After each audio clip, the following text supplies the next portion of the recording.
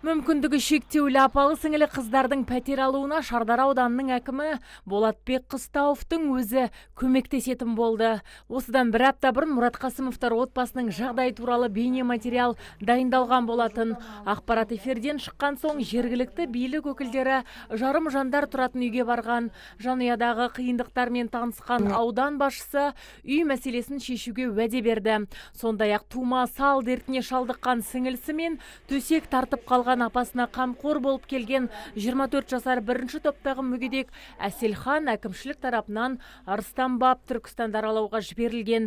Әселханмен қатар аудандағы 15 мүмкіндігі шектеулі тұрғындар да саяхаттауға аттаныпты.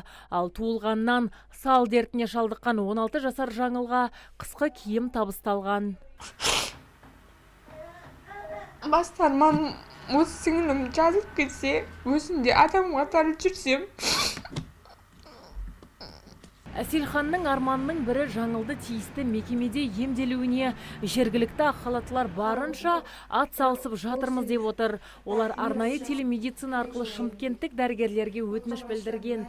Алайда 3-ші мегаполиске қаралуға жолдама беру үшін 2 аптаға жуық уақыт керек екендігін алға тартқан. Қазір тума сал ауруына шалдыққан Жаңыл Мұрат Қасымның бойында тағы 5 дерттің бар екендігі анықталып отыр.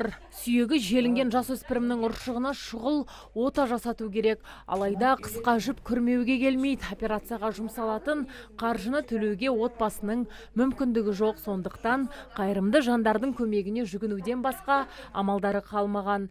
Анасынан ерте айырылған ағайынды қыздарға көмек берем деушілер экранда көрсетілген нөмірге хабарласа алады.